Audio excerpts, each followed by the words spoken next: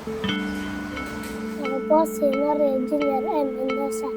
Natira sa Libang Hospital, Magdalena, Laguna.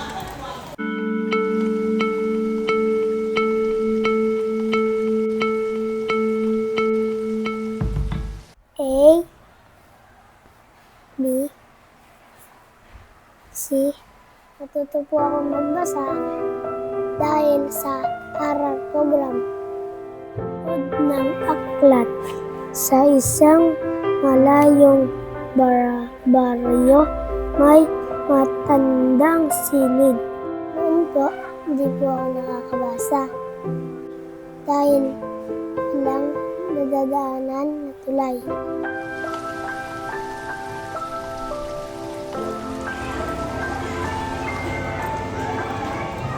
Si Honorio bilang estudyante, sa loob ng classroom, okay naman siya, matalungin na bata. Pero, ang napansin ko kasi sa kanya nung unang pasok niya, nahihirapang bumasa. So, kaya nung dumating yung sinasabi nila aral program, hindi ako nagdalawang isip na, pwede kong matulungan si Honorio na ilagay ko sa aral program para mas madagdagan pa ang kanyang kaalaman. Panamera, Session 11, titik I. Okay, biglasin na ang titik I. Ano ang tunog ng titik I?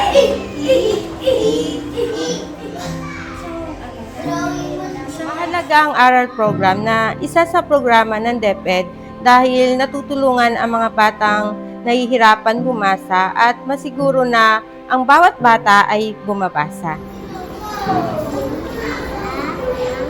Katulad ni Honorio Mendoza na taga-Atingay at isa sa mga problema ng mga batang nandun ay ang pagpasok dahil minsan kapag umuulan, yung tulay nila ay nasisira. Kaya isa yun sa nagiging dahilan ng pagliban nila sa klase. Tulungan ang magkakaibigan magkapunta sa kanilang In implementing aral programs, definitely we have to prepare different things.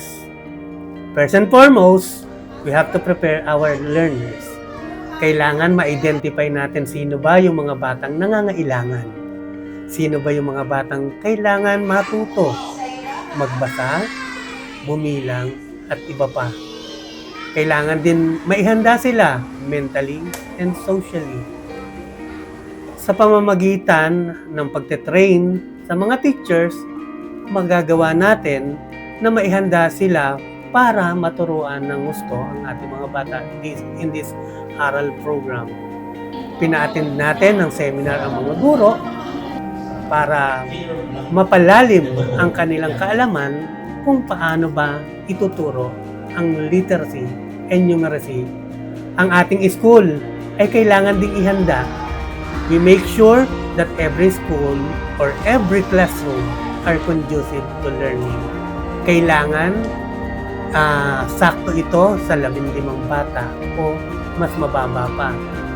Samantalang, ang mga magulang, kailangan din natin silang ihanda. Kailangan ma-realize nila bakit kailangan ng kanilang anak ang pagdaan sa aral program. Nakatutuwa na malaman dahil sa kanilang mga parental consent ay ibinibigay nila ang kanilang buong tiwala sa ating paaralan na ang kanilang anak ay ating matatagip through aral program.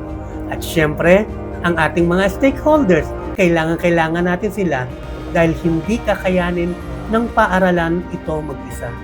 Sa pangunguna ng ating Municipal Vice Mayor Ron Vitis Aguirre at Pamahalaang Bayan sa pangunguna po ng ating butihing punong bayan Mayor Dario Lapate Jr. ay nakasuporta po sa aral program para po sa maganda nitong adhikain sa ating bayan.